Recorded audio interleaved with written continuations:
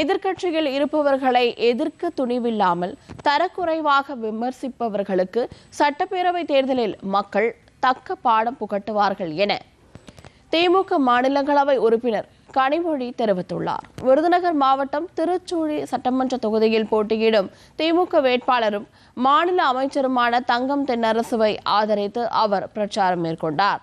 நடைபெறவுள்ள சட்டப்பேரவை தேர்தல் தமிழ்நாட்டின் உரிமைகளை பாதுகாக்க வேண்டிய தேர்தல் என்பதை உணர்ந்து மக்கள் வாக்களிக்க வேண்டும் என கேட்டுக்கொண்டார். எதிர்க்கட்சியினர் தரம் தாழ்ந்து விமர்சிப்பதை கனிமொழி கடுமையாக சாடினார். இந்த எடப்பாடி பழனிசாமி அவர்களுக்கு சில நாட்களுக்கு முன்னால் நம்முடைய முதலமைச்சர் அவர்களை பற்றி மிக தரக்குறைவாக பேசினார். திரும்ப கூட சொல்ல நான் விரும்பல.